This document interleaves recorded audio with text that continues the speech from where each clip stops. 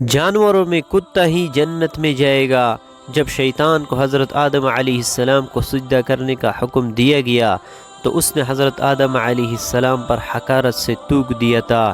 شیطان کا تھوک حضرت آدم علیہ السلام کے پیٹ پر گرا تھا، اور اس کے بعد اللہ تعالیٰ نے حضرت جبرائیل علیہ السلام کو تھوک والی جگہ سے مٹی نکالنے کا حکم دے دیا تھا۔ اللہ تعالیٰ نے اس مٹی سے کتے کو بسم اللہ الرحمن الرحیم۔ ناظرین، کہا جاتا ہے کہ کتے کی پیدائش حضرت آدم علیہ السلام کے پتلے کی مٹی سے کی گئی، جبکہ کچھ روایات میں کہا گیا ہے کہ کتے کی پیدائش حضرت آدم علیہ السلام کی تخلیق کے فوراً بعد ہوئی ہے۔ بلکہ اکثر ہمیں یہ بھی سننے کو ملتا ہے کہ جس گھر میں کتا ہو وہاں رحمت کا فرشتہ داخل نہیں ہوتا۔ لیکن ناظرین، کتے کا ذکر مقدس کتاب قرآن پاک میں بھی آیا ہے، اور کہا جاتا ہے کہ دنیا کا واحد جانور جو جنت میں جائے گا وہ جانور کتا ہی ہوگا۔ لہذا ان سب باتوں کو مد نظر رکھ کر آج کی اس ویڈیو میں آپ جان پائیں گے کہ کتا کس شکل میں جنت میں داخل ہوگا، اور اصحاب کہف کے ساتھ غار میں آخر کتے کو ہی کیوں بھیجا گیا۔ حضرت آدم علیہ السلام کی تخلیق کے فوراً بعد کتے کو پیدا کرنے کی وجہ کیا بنی تھی، ویڈیو میں آپ کو یہ بھی بتائیں گے کہ کتے اور شیطان میں ایسے کیا تعلق ہے کہ جس کے سبب مذہب اسلام کتے کو گھر میں پالنے سے منع کرتا ہے، اور آخر کتا ہی انسان پر کیوں بھونکتا ہے۔ ناظرین، سب سے پہلے تو یہ جان لیجئے کہ جس گھر میں کتا ہو تو اس گھر میں رحمت کا فرشتہ کیوں داخل نہیں ہوتا۔ اس بارے میں حدیث شریف میں ایک واقعہ آتا ہے کہ حضرت میمونہ رضی اللہ تعالی عنہ فرماتی ہے کہ ایک مرتبہ حضور اکرم صلی اللہ علیہ وسلم بیدار ہوئے تو آپ صلی اللہ علیہ وسلم بہت غمگین اور پریشان تھے۔ میں نے پوچھا کہ حضور کیا بات ہے، آج آپ کی کیفیت بدلی ہے؟ تو آپ صلی اللہ علیہ وسلم نے ارشاد فرمایا کہ جبرائیل علیہ السلام نے رات آنے کا وعدہ کیا تھا مگر وہ مقرر وقت پر آئے نہیں۔ حضور صلی اللہ علیہ وسلم کو اس سے پریشانی ہوئی کہ جبرائیل امین تو وعدہ خلافی نہیں کر سکتے، تو ان کے نہ آنے کی کیا وجہ ہو سکتی ہے؟ پورا دن اسی طرح گزر گیا۔ پھر آپ صلی اللہ علیہ وسلم کو یاد آیا کہ آپ کی چارپائی کے نیچے کتے کے ایک بچہ بیٹھا تھا۔ آپ نے اس کو اٹھوایا اور اس جگہ کو صاف کر کے وہاں چھڑکاؤ کیا گیا۔ اس کے بعد حضرت جبرائیل علیہ السلام تشریف لائے تو آپ صلی اللہ علیہ وسلم نے مقرر وقت پر نہ آنے کی شکایت کی، تو حضرت جبرائیل علیہ السلام نے عرض کیا، یا رسول اللہ، آپ کی چارپائی کے نیچے کتا بیٹھا تھا اور ہم اس گھر میں داخل نہیں ہوتے جس میں کتے یا تصویر ہو۔ بلکہ ایک اور حدیث میں یوں ملتا ہے کہ حضور صلی اللہ علیہ وسلم نے ارشاد فرمایا، جو شخص شکار یا ریوڑ کی حفاظت یا کیتی کی حفاظت کے علاوہ کتا پالتا ہے تو اس کے اجر سے ایک قرات کو کم کیا جاتا ہے۔ ناظرین، ثابت ہوا کہ گھر میں فرشتوں کے داخل نہ ہونے اور برتن ناپاک کرنے اور دوسری بہت سی وجوہات پر کتا گھر میں رکھنے سے منع کیا گیا ہے۔ جب گھر میں کتا پالا ہوا ہوتا ہے تو وہ گھر والوں کی بے خبری میں کھانے پینے کے برتن وغیرہ میں منہ ڈالتا رہتا ہے، اور ظاہر ہے گھر والے چونکہ بے خبر ہوتے ہیں اس لیے ان برتنوں کو دھوئے مانجے بغیر ان میں کھاتے پیتے ہیں۔ لیکن مذہب اسلام نے صرف 3 صورتوں میں کتا رکھنے کی اجازت دی ہے، یعنی شکار، کھیتی باڑی یا مویشی کے لیے کتا پالا جا سکتا ہے۔ ناظرین، کتے کی پیدائش کے متعلق یہ بھی جان لیجئے کہ مذاہب کی قدیم کتابوں میں لکھا ہے کہ ابلیس یعنی شیطان جن تھا، اور اللہ تعالیٰ نے اس کی عبادت کے باعث اسے فرشتوں میں شامل کر لیا تھا اور اسے ان کا سردار بنایا تھا۔ اس کے بعد اس کی ریاضت کا سلسلہ جاری رہا۔ اس کائنات کا کوئی ایسا چپا یا کوئی ایسا ٹکڑا نہیں تھا جس پر ابلیس نے سجدہ نہ کیا ہو۔ یہ ان سجدوں، ان ریاضتوں، ان عبادات کا نتیجہ تھا کہ اللہ تعالیٰ نے ابلیس کو فرشتوں کا سردار بنایا۔ لیکن پھر شیطان غرور کا شکار ہو گیا، اس نے مٹی کے پتلے یعنی حضرت آدم علیہ السلام کو سجدہ کرنے سے انکار کر دیا۔ جب اللہ تعالیٰ نے آدم علیہ السلام کو بنایا، مٹی سے بنایا، تو سب کو کہا کہ ان کو سجدہ کیا جائے، لیکن ابلیس کے اندر ایک غرور تھا۔ اس نے کہا کہ میں آگ سے بنا ہوں، یہ مٹی سے بنا ہے، میں اسے کیوں سجدہ کروں؟ اس نے سجدہ کرنے سے انکار کر دیا، اور یہاں سے خیر اور شر کی طاقتوں کے درمیان جنگ کا آغاز ہو گیا۔ قدیم صحائف نے لکھا ہے کہ جب شیطان کو حضرت آدم علیہ السلام کو سجدہ کرنے کا حکم دیا گیا تو اس نے حضرت آدم علیہ السلام پر حقارت سے تھوک دیا تھا۔ شیطان کا تھوک حضرت آدم علیہ السلام کے پیٹ پر گرا تھا، اور اس کے بعد اللہ تعالیٰ نے حضرت جبرائیل علیہ السلام کو تھوک والی جگہ سے مٹی نکالنے کا حکم دے دیا تھا۔ حضرت جبرائیل علیہ السلام نے یہ مٹی نکالی تو حضرت آدم علیہ السلام کے پیٹ پر ایک چھوٹا سا سوراخ بن گیا۔ یہ سوراخ ناف کی شکل میں آج بھی ہمارے پیٹ پر موجود ہے۔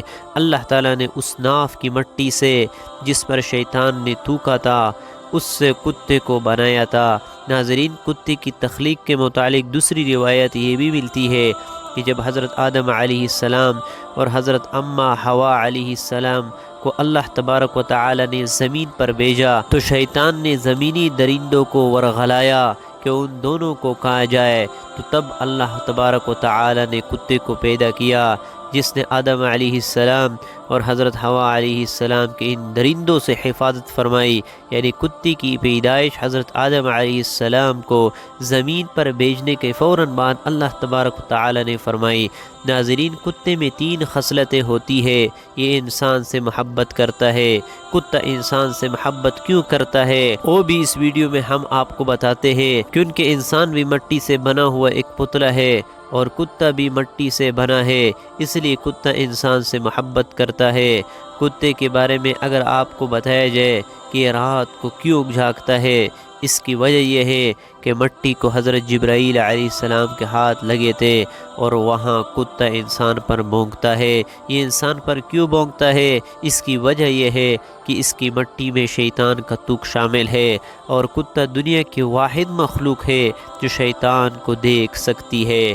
شاید یہی وجہ ہے کہ رات کے اندھیرے میں کب شیطانوں کے قافلے آسمانوں سے اترتے ہیں تو کتے اوپر دیکھ کر ایک خوفناک آواز نکالتے ہیں۔ ناظرین، غیر مسلم اقوام خاص کر یورپ میں تو اب کتے کو گھر کا ایک فرد سمجھا جاتا ہے۔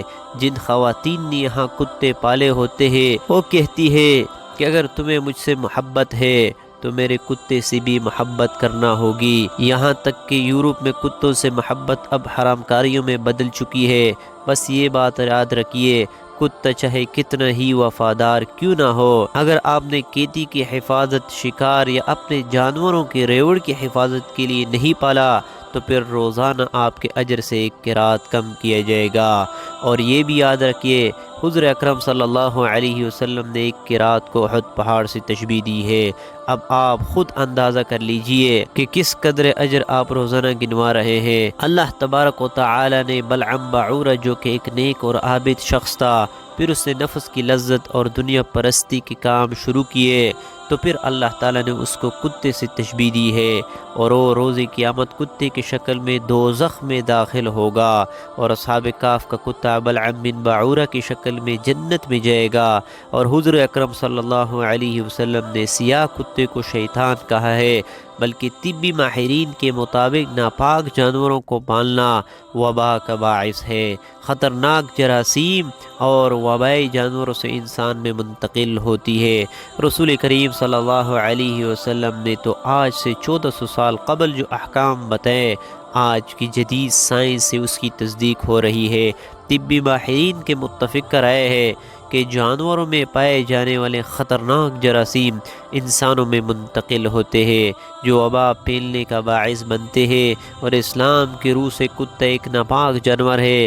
اگر ہم اسلام کی تعلیمات پر عمل کریں اور ناپاک جانوروں کو پالنے سے گریز کریں تو خطرات سے محفوظ رہ سکتے ہیں۔ افسوسناک بات یہ ہے کہ آج کتے، بلیوں اور دوسرے نجس جانوروں کو پالنے کا فیشن بن چکا ہے، بلکہ پالتو جانوروں کو سٹیٹس لیبل سمجھا جاتا ہے۔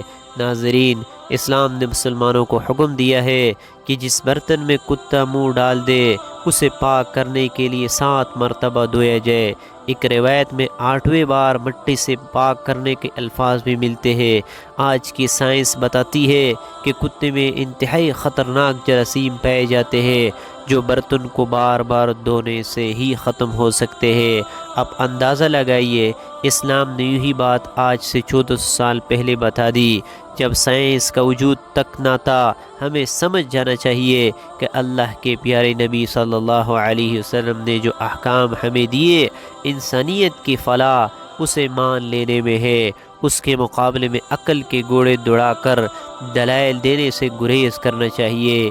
ایک انگریز ڈاکٹر نے اس پانی کی جس میں کتے نے منہ ڈالا تھا خوردبین کے ذریعے سے تحقیق کی، تو اسے پتہ چلا کہ اس پانی میں کتے کے لعاب کی جو جراثیم آ جاتے ہیں وہ مٹی کے سوا کسی اور چیز سے نہیں مرتے، کیونکہ مٹی میں نشادر وافر مقدار میں ہوتا ہے جو اور کسی چیز میں نہیں ہوتا، اور یہ کتے کے لعاب میں پائے جانے والے تمام جراثیموں کو ختم کرنے کے لیے کافی ہوتا ہے۔ اس لیے نبی اکرم صلی اللہ علیہ وسلم نے مٹی کا نام لیا تاکہ بازاروں میں نشادر تلاش کرنا نہ پڑے۔ اسی طرح ایک فرانسیسی ڈاکٹر اور اس کے ڈاکٹر بیٹی مصر میں مقیم تھے۔ جب باپ نے یہ حدیث پڑھی تو فوری طور پر کتے کے سامنے ایک برتن میں پانی رکھ دیا۔ جب وہ اس کو پی چکا تو انہوں نے خوردبین سے دیکھا کہ اس میں جراثیم موجود تھے۔ پانی گرا کر کئی بار دھویا گیا مگر ہر بار جراثیم برتن میں موجود تھے۔ جب مٹی سے مانجا گیا اور پھر دھو کر خوردبین میں چیک کیا تو جراثیم نہ صرف بالکل ختم ہو گئے تھے بلکہ برتن میں کلی طور پر پاک و صاف ہو گیا تھا۔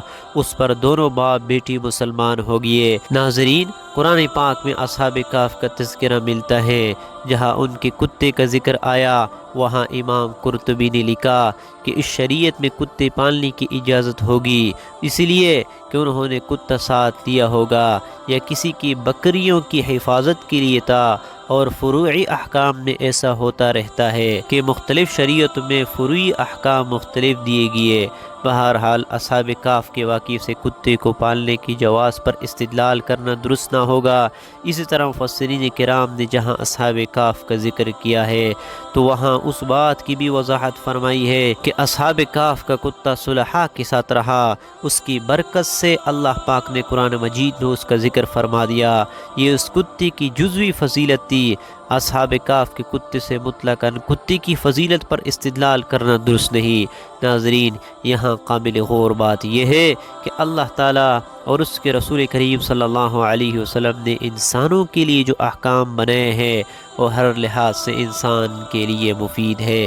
ایک مسلمان کے لیے بات کافی ہونی چاہیے کہ اللہ تعالیٰ نے اس کے عام سے روکنے کا حکم دیا ہے، کیونکہ ایک مومن کی شان یہ ہے کہ اللہ کے نبی کریم صلی اللہ علیہ وسلم نے جس کام کے کرنے کا حکم دیا ہے وہ کرے، اور جس کام سے منع کیا ہے اس سے رک جائے۔ اس کا نام اطاعت ہے اور اس سے انحراف نافرمانی کہلاتا ہے۔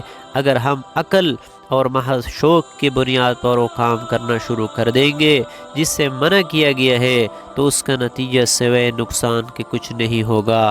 اللہ تبارک و تعالی سے دعا ہے کہ اللہ تعالی ہمیں حضور نبی کریم صلی اللہ علیہ وسلم کے بتائے ہوئے طریقے کے مطابق زندگی گزارنے کی توفیق عطا فرمائے، اور اللہ تعالی ہمیں پاک صاف رہنے والا بنائے، اور اللہ تعالی ہمیں ناپاکی اور گندگی سے محفوظ رکھے۔ آمین یا رب العالمین۔ ناظرین، کمنٹ باکس میں اللہ تعالیٰ کے 99 ناموں میں سے ایک نام ضرور ٹائپ کریں۔